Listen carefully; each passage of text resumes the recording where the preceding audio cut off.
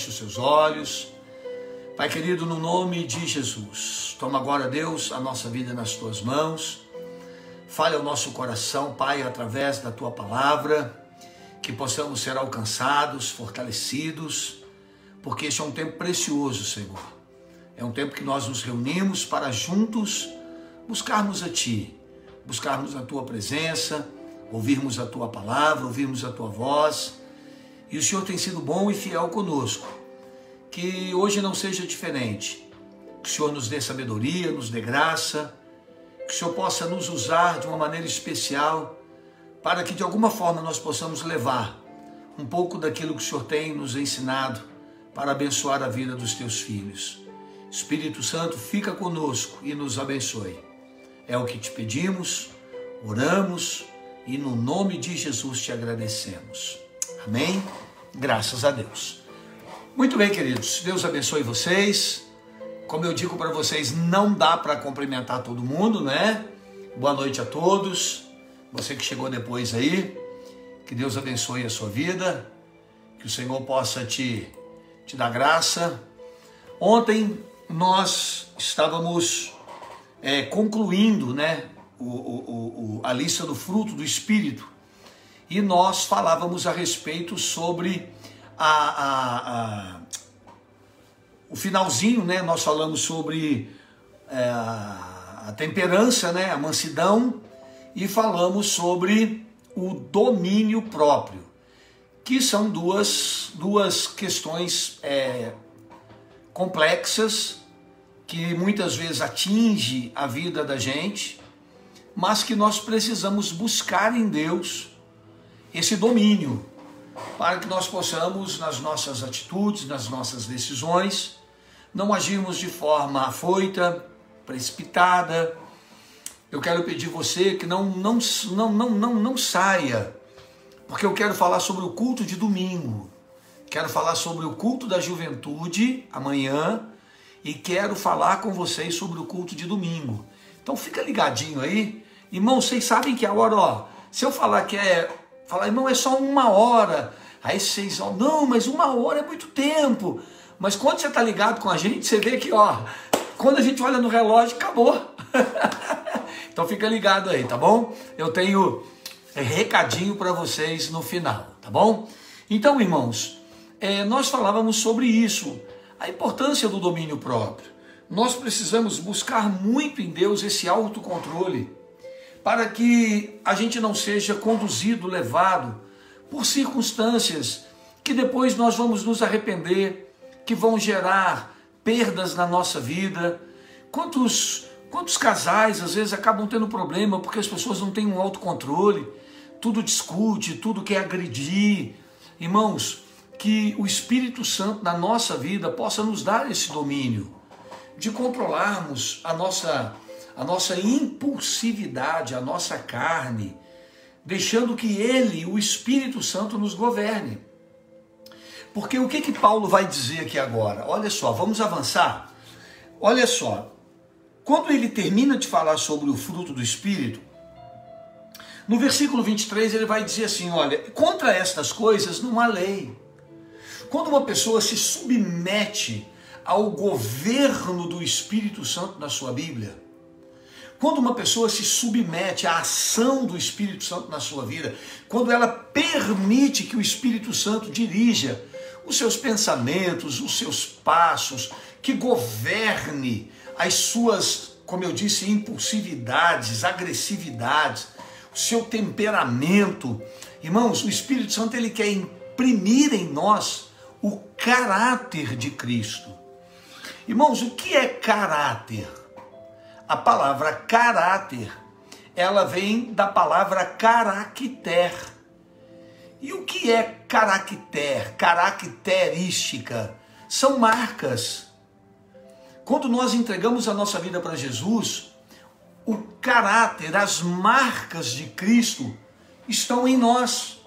E é isso que Paulo, ele vai dizer aqui no final deste capítulo, quando ele fala que ninguém deveria molestá-lo, incomodá-lo, questioná-lo, porque ele trazia no corpo as marcas de Cristo. Quando nós aceitamos Jesus, o caráter, os caracteres de Cristo precisam estar em nós. E isso é uma obra do Espírito que vai gerar este fruto para nos abençoar, ok? Então Paulo diz assim, ó, quanto a essas coisas, quem está nisso, quem está vivendo a plenitude do Senhor, não tem lei. Nós não precisamos de nada, porque o Senhor é tudo na nossa vida. E no versículo 24 e até o 26, ele faz um encerramento do capítulo 5, que é o que eu quero fazer com você para entrarmos no 6, que é extremamente abençoador. Olha o que ele diz. Os que são de Cristo, crucificaram a sua carne, com as suas paixões e concupiscências, paixões e vontades. Escute, quem crucifica o seu corpo? Quem crucifica as suas paixões? Quem que crucifica os seus desejos? Os que são de Jesus. Não é quem vai na igreja. Não é quem frequenta a igreja. Às vezes a pessoa até frequenta a igreja, mas ela não é de Cristo. Quem não é de Jesus, irmãos, não está crucificado com ele. A Bíblia diz os que são de Cristo, porque nem todos são. Tem gente que é membro de uma igreja, tem gente que conheceu uma igreja, tem gente que conheceu uma célula, tem gente que conheceu um grupo, mas não conheceu a Cristo. Porque os que são de Cristo, aqueles que entregaram a sua vida para Ele, aqueles que pertencem a Cristo, esses sim, esses crucificaram a sua carne. Só quem é de Jesus é capaz de renunciar o prazer da carne, renunciar às paixões, às concupiscências. Por quê? Porque ele conheceu algo muito maior, muito mais forte, muito mais prazeroso do que o pecado. Então, nem todos crucificam a sua carne. Às vezes a gente vê assim, poxa, fulano está na igreja, olha lá, está dando mau testemunho. Olha lá, o cara é da igreja, mas está aprontando, está fazendo. Irmãos, esse é o detalhe, ele é da igreja, ele não é de Cristo. Há uma diferença. A gente precisa aprender a separar isso. Tem pessoas que não se renderam a Jesus. Então, o mundo fala alto na vida delas, o pecado fala alto na vida delas. Elas não conseguem abandonar o erro ainda, por quê? Porque elas não são. Olha só, vamos tentar melhorar isso aqui. Os que são de Cristo, ou seja, eles não são dono mais da sua vida, agora eles pertencem a Cristo. Os que pertencem a Jesus crucificaram a sua carne, porque Jesus agora é quem governa a vida deles. Os que são de Cristo crucificaram a sua carne. Então, como é que eu sei que alguém é de Jesus? É quando ele está comprometido com a vontade de Deus. É quando ele está comprometido com a Bíblia. Eu vou falar uma coisa aqui, que eu tenho falado muito na igreja esses dias, e eu tenho falado muito aqui nas nossas lives. Irmão, esse negócio de blá blá blá, irmão, eu quero ver, eu não quero ver nada, não é que eu quero ver. Isso é força de expressão. Mas o que nós temos que ver na vida das pessoas é fruto. Esse negócio de Deus para lá, Jesus para cá, falar em Deus, ai Pai, Tu, irmãos, isso nós temos que ser de Cristo. E ser de Cristo é assumir um compromisso com Ele, é assumir uma aliança com Ele, é estar crucificado com Ele, é não satisfazer o desejo da carne, a concupiscência da vida, a soberba do pecado. Isso é ser crucificado, isso é ser de Jesus. Agora, eu falar em Deus, mas está vivendo uma vida lá no mundo, vivendo uma vida no pecado, comprometido com o mundo, não abro mão daquilo que o mundo me oferece, o mundo me atrai, o mundo me satisfaz, então tem alguma coisa errada. Então tem alguma coisa que não está funcionando. Eu sou da igreja, eu sou do grupo, vou repetir, mas eu só não sou de Cristo. Os que são de Cristo crucificaram a sua carne. E é por isso que eles vão subir, porque eles são de Cristo, a carne está crucificada. Ah, pastor, mas peca. Nós vamos falar disso já já. Segura aí que nós vamos entrar nisso aí.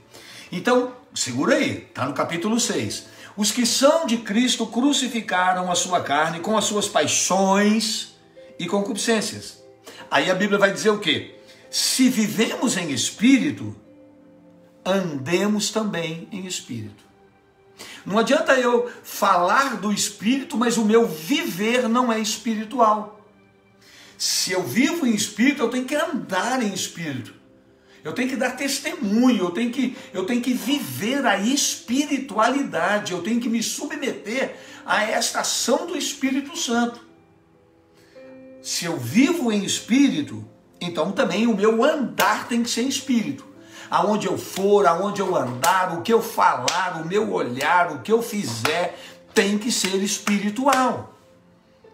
Essa história de eu tenho o Espírito Santo, eu sou espiritual, mas o meu andar é carnal, mundano, é um andar comprometido com o mundo, com as coisas do mundo, então eu não sou espiritual, eu sou carnal. Nós precisamos entender, irmãos, que há duas formas de um cristão andar. Ou ele anda na carne, ou ele anda no espírito. Andar no espírito, irmãos, é o oposto da carne. Quem anda no espírito se rende à vontade do espírito. Andar no espírito é se submeter àquilo que o espírito tem. Se o Espírito Santo está vivendo em você, então você tem que deixar que ele governe, controle a sua vida. É ele que vai direcionar a sua vida. Vamos dar um exemplo? João capítulo 6, versículo 38, a Bíblia diz assim, Jesus disse assim, porque eu desci do céu, Jesus falando, porque eu desci do céu, não para fazer a minha vontade, mas sim a vontade daquele que me enviou. Eu vivo pelo Pai. João 6,38 e João 6,57. A Bíblia diz assim, Jesus disse, eu vim para fazer a minha vontade, não foi, eu vim para fazer a vontade do Pai. Isso é andar em espírito. Isso é se submeter ao Senhor. E Jesus prometeu que esse mesmo Espírito estaria conosco. Se o Espírito está vivendo em mim, se o Espírito está na minha vida, é Ele que me conduz a fazer a vontade do Pai e não a minha. Se eu faço a minha vontade, eu estou vivendo na carne. O meu viver é carnal. Se eu abro mão das minhas vontades, como é que a gente canta? Abro mão dos prazeres, abro mão dos meus sonhos, abro mão da minha vida por ti. Isso é viver no Espírito. Eu abro mão de todas as coisas para servir ao Espírito Santo. Ele me encoraja, Ele é fiel, Ele me fortalece, Ele guia os meus passos, Ele me dá força para vencer as minhas tentações, porque elas existem, mas se eu estou sendo guiado pelo Espírito, Ele me conduz à verdade. O Espírito Santo me conduz à verdade, Ele me conduz ao caminho certo. Muitas vezes, irmãos, a gente faz escolhas, mas o Espírito Santo nos direciona para o caminho certo. Essa é a importância de andar em espírito, ok? Aí no versículo 26 ele vai dizer assim, não sejamos cobiçosos de vanglória, irritando-nos uns aos outros, invejando-nos uns aos outros. O que Deus está dizendo aqui através de Paulo? Que muitas vezes nós temos dons, nós temos virtudes, e nós usamos essas virtudes como que para buscar a nossa glória, como que para buscar a nossa vaidade. Irmãos, eu vou falar isso aqui para vocês, eu até me questiono se eu devo ou não falar, porque eu não quero que a nossa live tenha esse cunho crítico. Mas quantas pessoas estão fazendo as coisas, irmãos, elas estão fazendo para elas, não é para Deus. Elas querem aparecer, elas querem estar em evidência.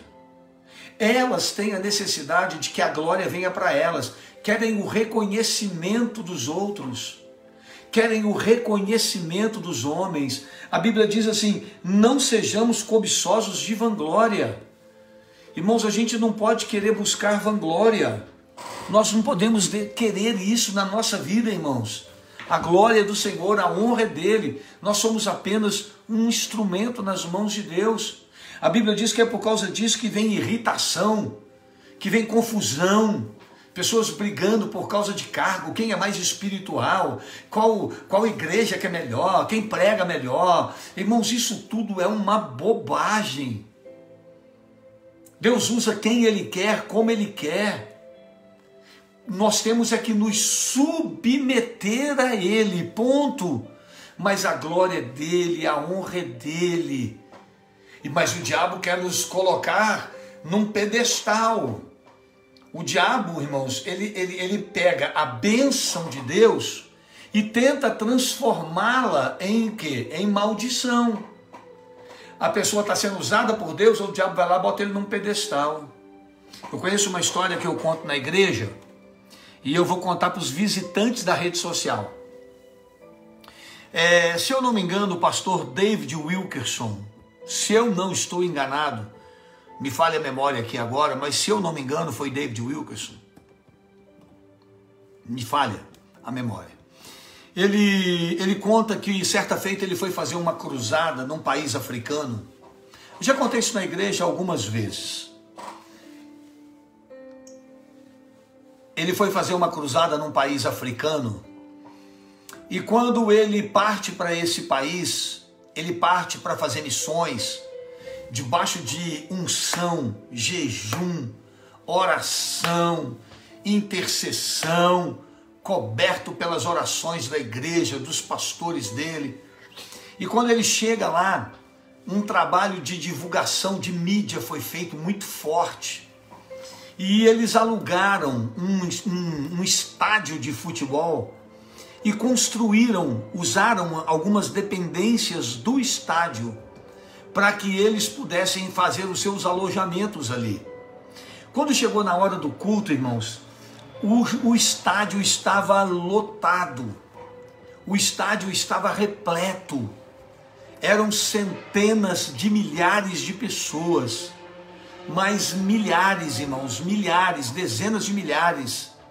E quando ele sobe para pregar, e ele foi feito um louvor, e quando ele começa a pregar, paralíticos começam a andar. Esses milagres acontecem muito na África, aonde abundou o pecado, a graça, ela vem e superabunda de uma forma muito especial.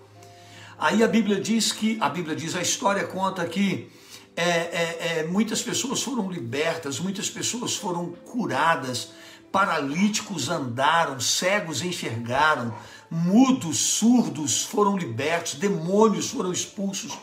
E quando terminou a cruzada, ele foi para dentro desse alojamento, sentou-se numa mesinha de frente para um espelho, olhou, isso ele conta, não é ninguém que contou, ele que contou.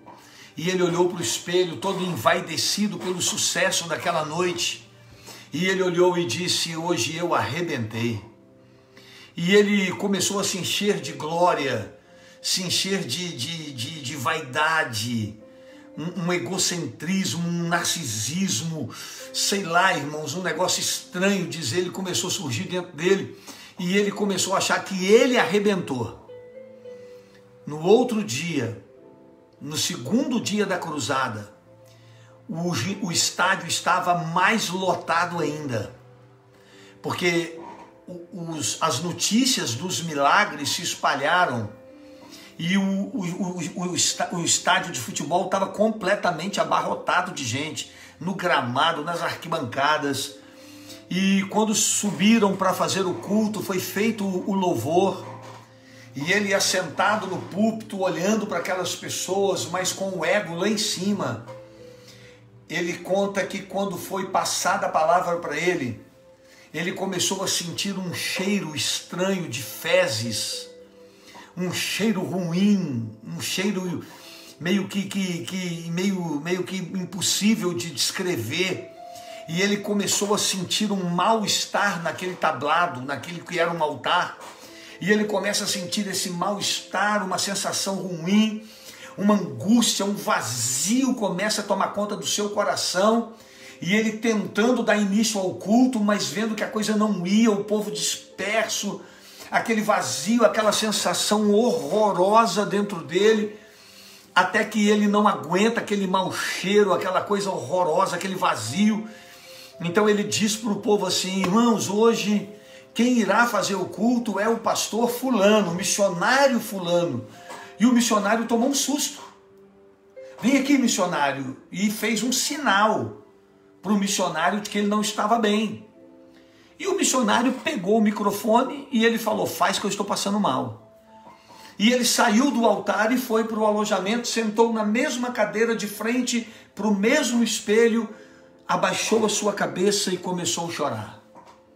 E ele conta que ele chorava copiosamente por horas, durante todo o tempo do culto, ele só chorando. O culto demorou quase 3 horas e meia, 4 horas. E ele só conseguia chorar.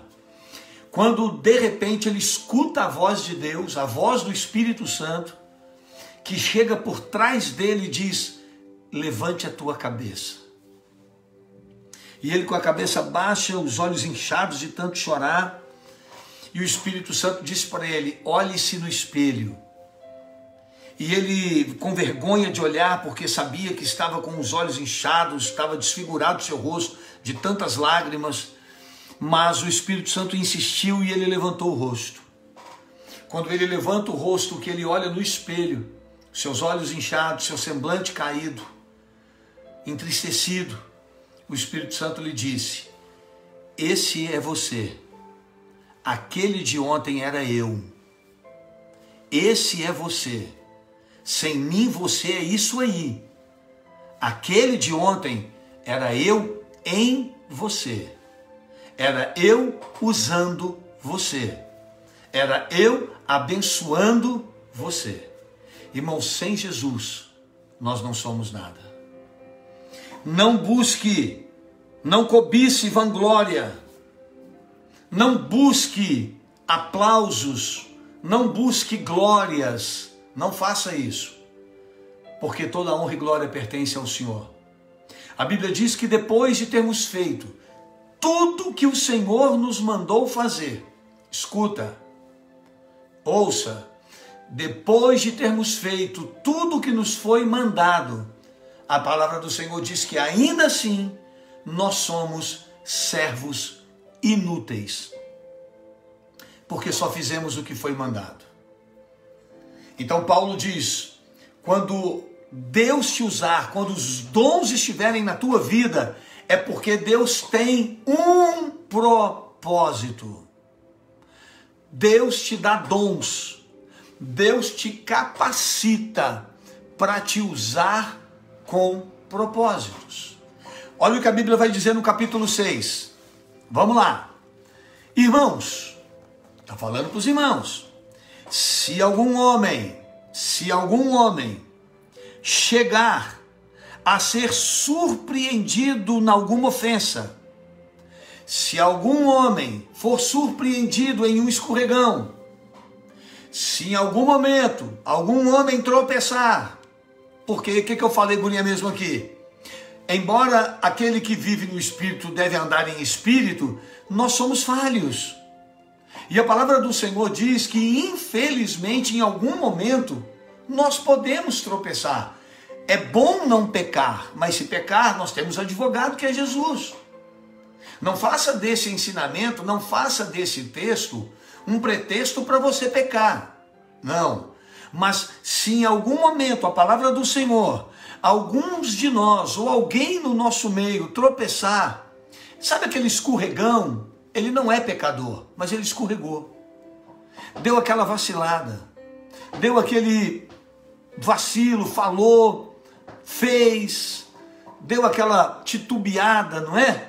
Que a gente erra. A Bíblia diz: quando isso acontecer, vós que sois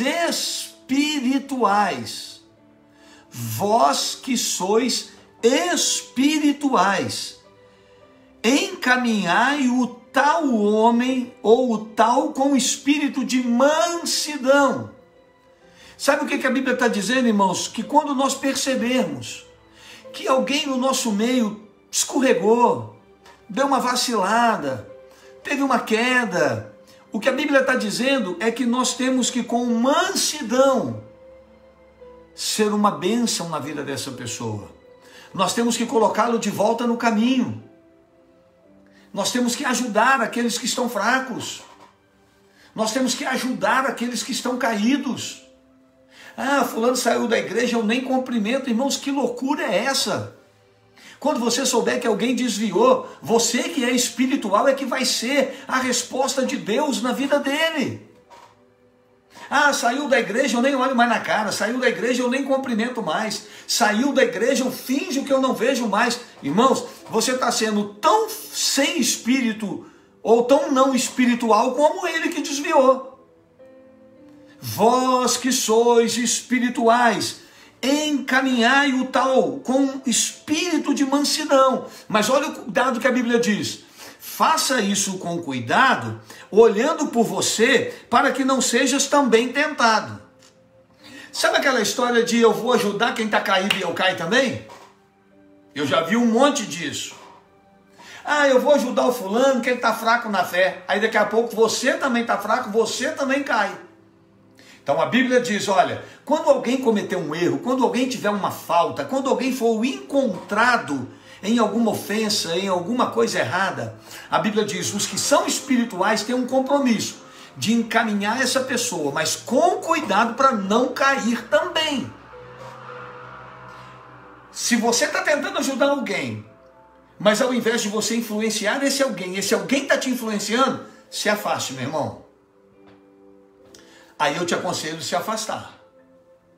Aí eu te aconselho deixar, não se envolva, porque senão você vai acabar caindo. Olha aqui, olha o que ele está dizendo. Encaminhe o tal com espírito de mansidão, olhando por ti mesmo, para que não sejas também tentado. Então, para eu ajudar alguém, eu tenho que estar me ajudando, eu tenho que cuidar de mim. Se eu estou mal e vou ajudar quem está mal, eu vou cair. Se o que está caído está me influenciando, eu vou cair.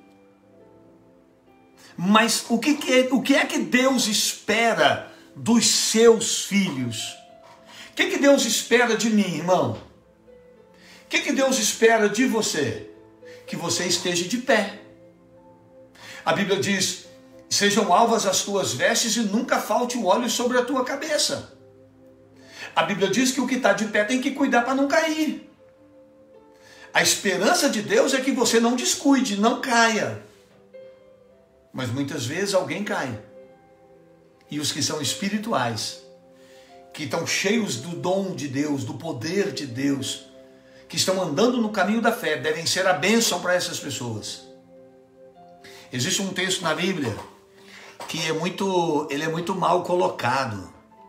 A Bíblia diz assim, suportai-vos uns aos outros. Irmãos, vamos fazer um bate-bola aqui de 2 minutos. O que é suportar o outro? Quando a Bíblia diz suportai-vos uns aos outros, o que a Bíblia está mandando você fazer? Vamos ouvir pelo menos uns 4 comentários aqui, vamos? Vamos ver se vocês estão afiadinhos. O que é? Vamos lá. Vou esperar, hein? O que é suportar um ao outro? Ninguém vai falar? Todos estão com medo? Respeitar. Janderson disse respeitar. Mais quem? Vamos ver. Facebook aqui, ó. Vamos trabalhar aí, Facebook. Vamos trabalhar. Mas o que? Vamos ver. O que é aceitar? Mas o que é suportar? Aí, ó. A Carol, a Bruna está dizendo aceitar o outro. A Carol, aceitar-vos. A Dani está dizendo tolerar. Mas o que é suportar? Mais o que? Vamos mais uma? Só mais um, hein? Vamos lá. Vamos lá. O que é suportar? Quando a Bíblia diz suportai-vos uns aos outros. Vamos lá, mais uma. Ser paciente. A irmã Natália está falando aqui no Face, ó. A irmã Mônica também, aceitar. Deixa eu falar uma coisa para você. Essa é a ideia que a gente tem. Tolerância. Essa é a ideia que a gente tem. Compreensão. Mas olha, a irmã Geraldina está frequentando a escola bíblica do pastor Edmar, né, irmã Geraldina? Irmão. Suportar é dar suporte, Carol. Suportar é quando o outro está caindo, eu entro e digo, apoie em mim, porque eu vou te suportar, eu vou te manter firme, eu vou te ajudar a ficar de pé. Não é engolir, não. Eu não suporto. Eu suporto, tem que suportar. Não, suportar, irmãos, é isso aí. É servir de apoio. É dar suporte ao outro quando está caído. Irmãos, essa cadeira ela está me suportando, ela suporta o meu peso. Se eu botar esse copo aqui, a minha mão está servindo de suporte, de apoio para segurar isso aqui. Quando a Bíblia diz suportai uns aos outros, a Bíblia está dizendo que quando eu estou caindo, eu preciso de alguém comigo em quem eu possa me apoiar. Eu tenho Deus, eu tenho Jesus, eu sei, irmãos, mas a Bíblia está falando uns aos outros, está falando da carne. Suportar um ao outro, irmãos, é nós estarmos juntos, um ajudando o outro, um entendendo o outro, ao invés do que o diabo quer fazer com a gente, ao invés de apontar, de acusar, de dizer, viu o erro dele, viu o pecado dele, viu o quanto ele caiu, olha que besteira, a vida dele acabou, eu sabia, isso é um hipócrita, não, ao invés disso, nós falarmos para o irmão, vem cá, apoia aqui, porque nós vamos caminhar junto. Apoia aqui, você está fraco agora, eu te suporto, mas quando eu estiver fraco, você será o meu suporte. Oh, aleluia! Suportar um ao outro é um ajudar o outro a carregar o seu fardo. Olha o que ele vai dizer aqui, olha, no versículo 2, levai as cargas uns dos outros. Levai as cargas uns dos outros, e assim cumprireis a lei de Cristo. Amar o próximo, irmão, é ajudá-lo a levar a sua carga. Há momentos que a gente se sente fraco, cansado. Há momentos que a gente quer desistir. É por isso que nós não podemos... Vocês estão vendo como é que a Bíblia se encaixa? Gente, eu amo Jesus, eu amo a Bíblia, eu amo a palavra, eu amo o Espírito Santo. Esse livro é demais. Esse livro é demais, irmão. É demais. Vocês estão me entendendo? Vocês estão me entendendo quando a Bíblia diz, irmãos, que nós não podemos abandonar a nossa congregação? Que a gente não pode deixar de estar congregando, de estar junto? Porque quando você estiver fraco, é lá que você vai se fortalecer.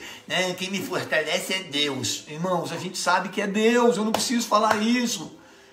Mas nós precisamos uns dos outros. Paulo diz aqui, levai as cargas uns dos outros. Amar o próximo. Ajudá-lo no seu momento difícil, de fraqueza, e não acusá-lo, e não apontá-lo. Aleluia. Aleluia, e não servir como boca do inimigo para poder acusar aquele que caiu. A Bíblia diz, quando alguém escorregar, encaminhe ele, ajude ele. Quando eu fui subir o Monte Sinai, quando eu fui a Israel e Egito, quando eu fui subir o Monte Sinai, eu estava com uma mochilinha, irmão, que não pesava nem 5 quilos. Que 5 quilos? Não pesava 4. Mas eu estava tão afadigado, tão cansado, eu estava tão esgotado na minha caminhada, que eu comecei a passar mal. Eu já não suportava mais, comecei a ter falta de ar. A caminhada é muito longa, muito íngreme. O oxigênio falta. Você não tem o ar para respirar, vai faltando, é muito alto. E de repente eu me enfraqueci, fiz vômito e fui aconselhado a não seguir. Mas eu estava carregando naquela mala, naquela mochila, os pedidos de oração da igreja. Devia ter mais de 5 quilos um pouco. Todos os pedidos de oração da igreja estavam nele. E eu não podia decepcionar os irmãos. Eu disse que eu subiria o Sinai e eu apresentaria os pedidos lá no Monte Sinai. Mas eu já não aguentava mais. De repente, irmãos, a filha de um pastor, não sei se ela é pastora, não sei se ela, não sei nada sobre ela. Ela se aproximou quando todo mundo me disse para eu não subir e esperar. Espera o povo subir e voltar. A gente leva o seu pedido de oração. Aquela moça chegou próximo a mim e disse, vamos subir, você vai conseguir. O pai dela do meu lado, o pastor, disse, a gente sobe devagar com você. E ela pegou a minha mochila, irmãos, aquela moça magrinha, fraquinha. Ela jogou a minha mochila nas costas, junto com a dela. E ela foi levando. E por causa disso, eu consegui me recobrar no meio do caminho, me fortaleci e consegui subir até lá. Porque ela me ajudou a carregar aquele fardo. Não estou chamando os pedidos de fardo, você está entendendo, é uma força de expressão. Ela me ajudou a carregar aquele peso naquele momento. Na nossa caminhada tem momentos difíceis e nós precisamos uns dos outros para chegarmos ao nosso destino. Levai as cargas uns dos outros. Ao invés de você apontar e criticar, experimente ajudar o que está fraco a caminhar. Tá bom? Isso é bênção. Versículo 3 diz assim, porque se alguém cuida ser alguma coisa, não sendo nada, engana-se a si mesmo. Isso, irmã Kenny, ela me deu suporte. Ela me suportou. Eu estava em tempo de desanimar, de desistir. Ela veio e foi suporte. Ela me suportou na subida. Ela me deu suporte naquela subida. Olha como é que muda o sentido do suportar, não é? A gente acha que suportar é ter que engolir. Não. Suportar é se oferecer para ser escora, como disse a irmã Ju. Ser escora, dar suporte. Então, irmãos, a Bíblia diz, se alguém pensa ser alguma coisa não sendo nada, engana-se a si mesmo. Por que que eu não vou ajudar alguém? Por que que eu vou apontar o erro de alguém? Eu também não sou nada. Nós também somos falhos. Quem sou eu? Ninguém tem o direito, irmãos, de apontar o erro. A Bíblia diz, não julgue. Irmãos, como nós gostamos de julgar as pessoas. Como nós fazemos pré-julgamentos. Como nós fazemos pré-julgamentos. A pessoa está caída, a pessoa precisa de um auxílio, aí a gente não é o suporte, né, daquela pessoa. Suportar um ao outro. Ou seja, se eu estou vendo que o outro está mal, eu não estou ali para acusá-lo, eu estou ali para suportá-lo. Vem cá, meu querido, se apoia aqui e vamos junto. Eu te suporto, mas não é no sentido de engolir, é no sentido de te ajudar a caminhar. É no sentido de te ajudar a avançar. Isso é suportar. E o legal é que é um ao outro, porque no momento que eu estou fraco, eu também vou encontrar pessoas para me suportar, para servir de apoio, em quem eu vou poder me apoiar para caminhar, em quem eu vou poder apoiar para me ajudar, levar a minha carga, como ele diz, levar a carga um do outro. Agora, aquele que acha que é alguma coisa, não sendo nada, a Bíblia diz que precisa tomar muito cuidado. Porque no fundo, irmãos, nós não somos nada. O que aí, no versículo 6, ele entra sobre a lei da semeadura. No versículo 6, irmãos, aliás, ainda no versículo 4 que eu pulei, né, o 4 e o 5, no 4 diz assim, mas prove cada um a sua própria obra. Antes de nós acusarmos, nós temos que primeiro olhar para dentro de nós. Será que nós temos condições de julgar alguém? Será que nós temos condições de apontar o pecado de alguém? Será que a gente não está fazendo coisa pior? Será que a gente não está muito mais sujo, mas como ninguém sabe e conhece, a gente tenta dar uma de santo, tenta dar uma de espiritual? Nós temos que olhar para dentro de nós, irmãos. A Bíblia diz que nós temos que cada um examinar a sua própria obra. A sua própria obra, testar a nossa conduta, testar a nossa obra, e terá glória só em si mesmo e não em outro. No versículo 5 ele diz, porque cada um levará a sua própria carga. Irmãos, em vez de pensar que nós somos alguma coisa e tal, nós temos que pensar no próximo, nós temos que nos humilhar diante de Deus, reconhecer que nós não somos nada, olhar para dentro de nós e vermos o quão falho nós somos. Porque quando nós nos examinamos, irmãos, Deus conhece o nosso íntimo. As nossas obras, elas vão nos denunciar diante de Deus. Mas vamos avançar. Deixa eu falar um segredo para você. Já se foram 42 minutos. Tá acabando. Vamos lá, porque senão eu não consigo. Vou ter que dar uma acelerada aqui, vou ter que pular algumas coisas, tá? Versículo 6. O que é instruído na palavra, reparta de todos os seus bens com aquele que o instrui.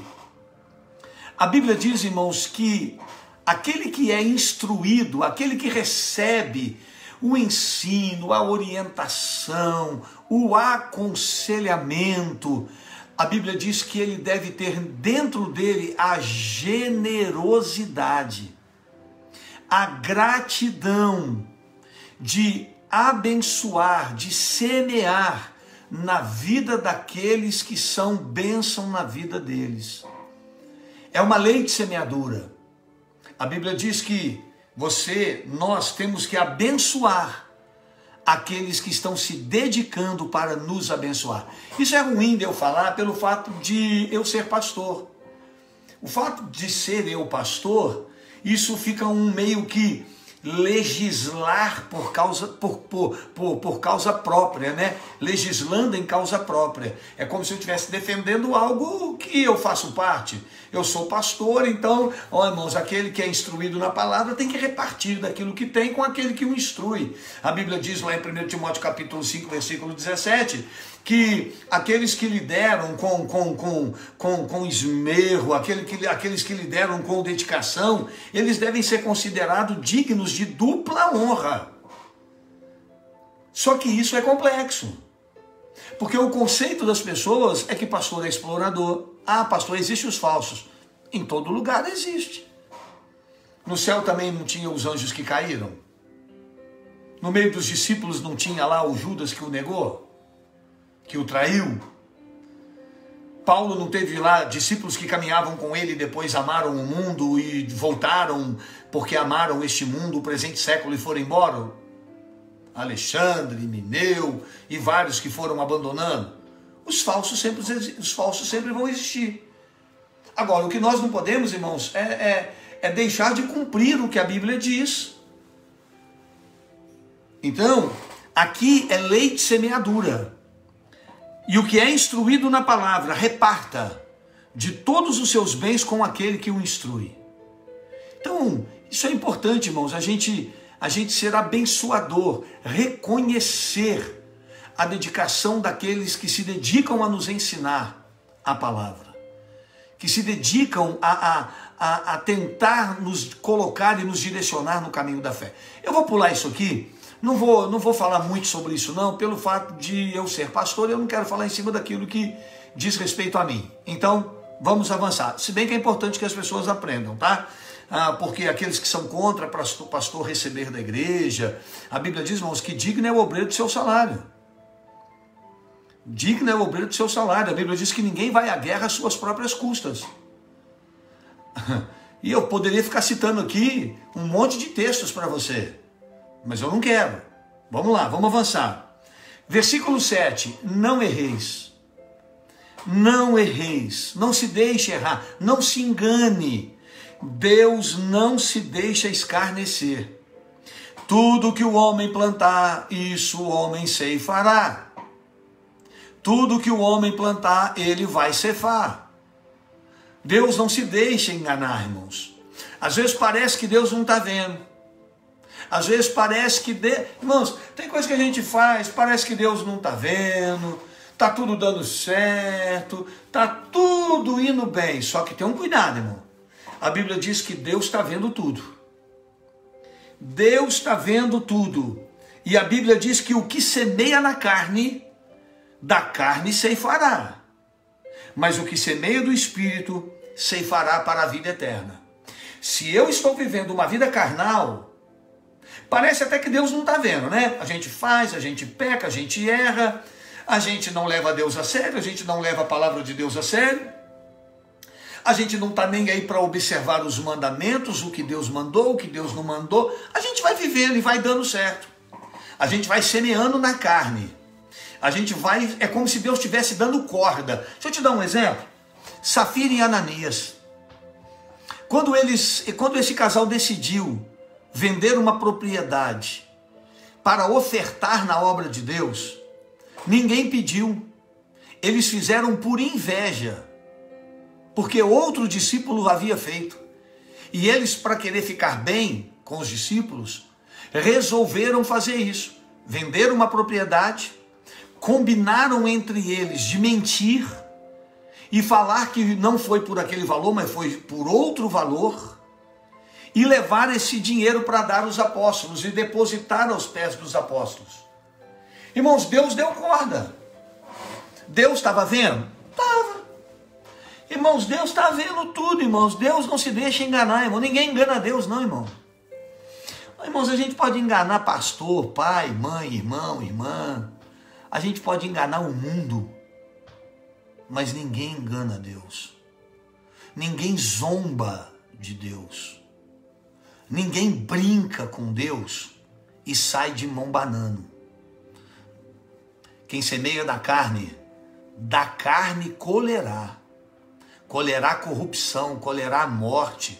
O salário do pecado, irmãos, é a morte. Não mudou, não. Não mudou, não. O salário do pecado continua sendo a morte. Deus não se deixa escarnecer. O que o homem plantar, isso ele ceifará. Ele vai colher. Aí a gente brinca com Deus. A gente não ora, a gente não lê Bíblia, a gente não vai na igreja, está convivendo com o pecado, está tolerando o pecado, está tudo beleza, irmão. A gente não é fiel dizimista, a gente não é ofertante, a gente não está nem aí se a igreja está aberta, se a igreja está fechada, a gente não está orando pelo reino, a gente não está orando por pastores, a gente não está orando por missionários, a gente não está orando por departamentos, a gente não está orando por nada. A gente é religioso, a gente vai na igreja, pronto, a igreja está fechada, meu compromisso com a igreja acabou. Ah, não estou indo na igreja não, porque a igreja está fechada. Mas peraí, você não é membro da igreja não, meu irmão, você é membro do céu, você é um cidadão do reino, você tem um compromisso com Deus, com a igreja aberta, com a igreja fechada, nós temos um compromisso com o Senhor.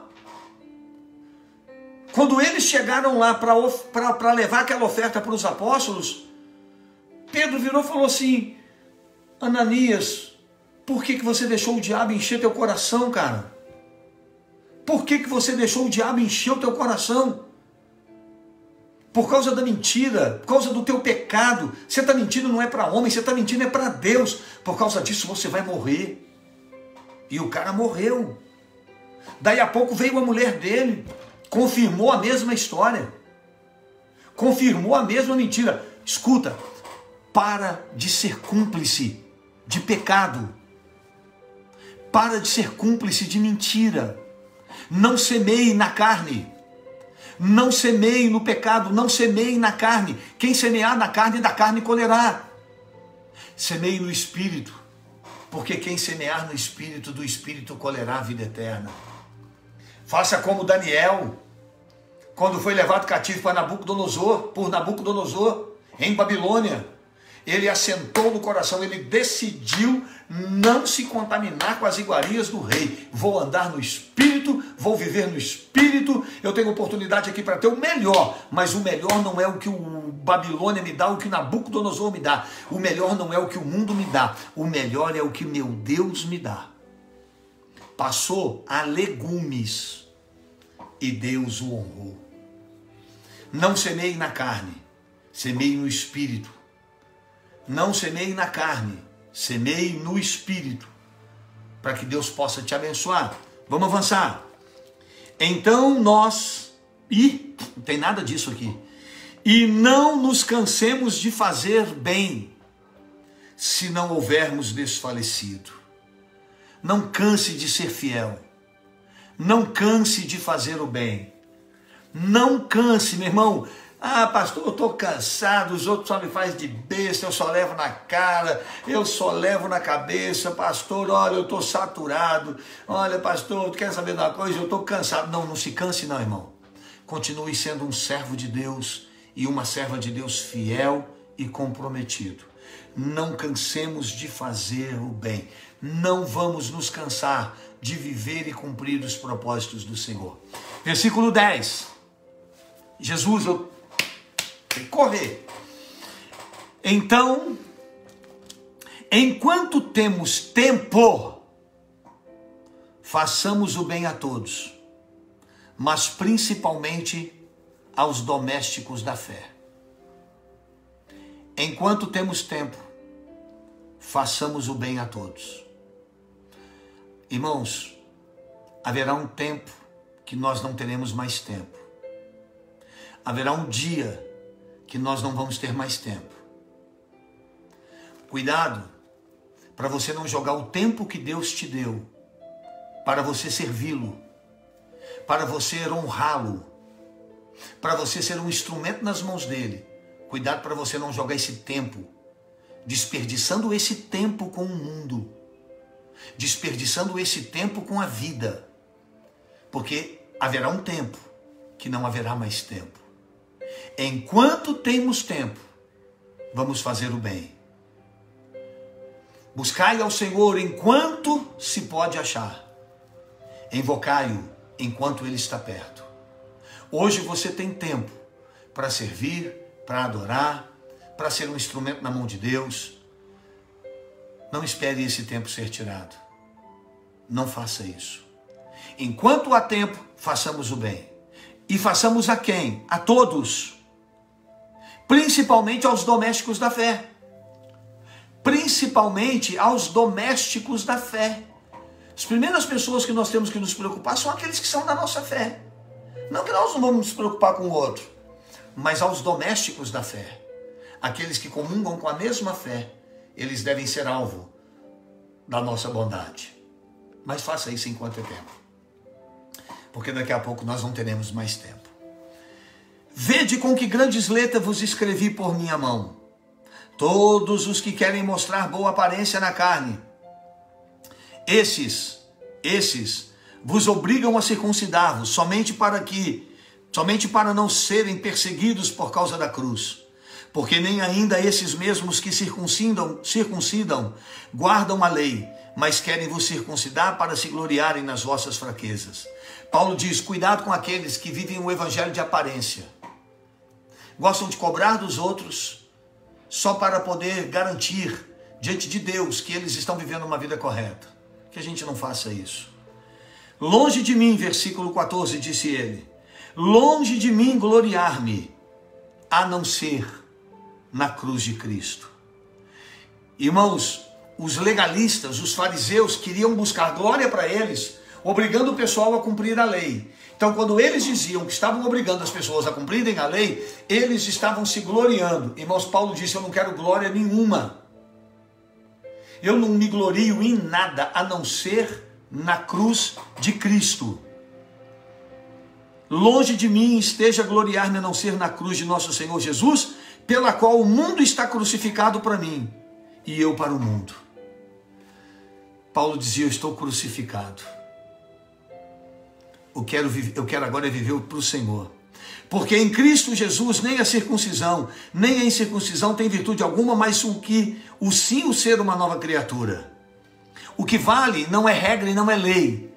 O que vale é nascer de novo. Se não nascer de novo, meu irmão, não vai herdar o reino de Deus.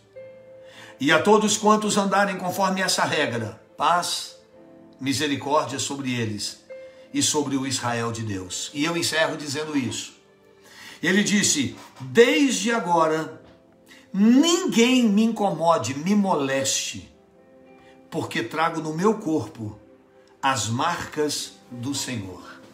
Paulo dizia, olha, eu trago no meu corpo os sofrimentos de Cristo.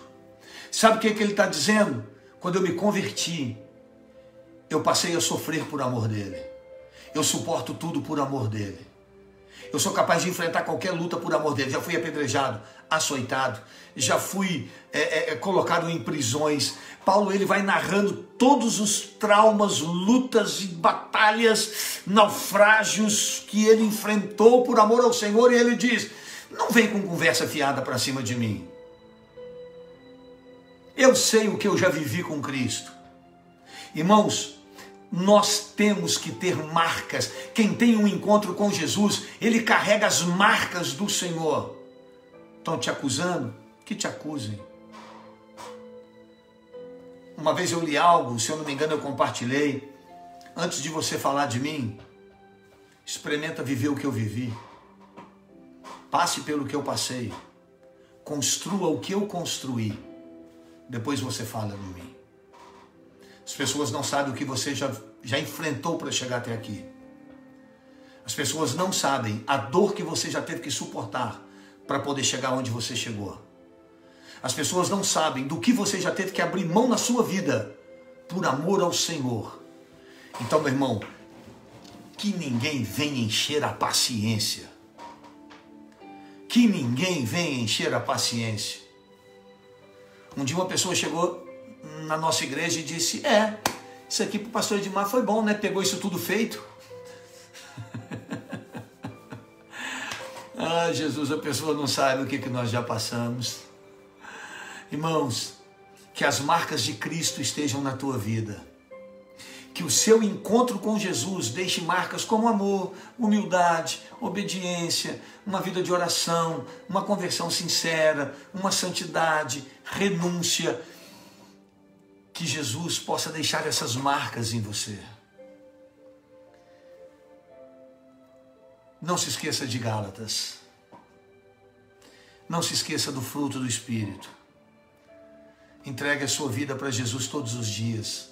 E diga a Deus, eu estou morto. E eu agora vivo para ti. Instagram, acabou. Não falei que é rápido? Acabou, 14 segundos. Beijo, Instagram.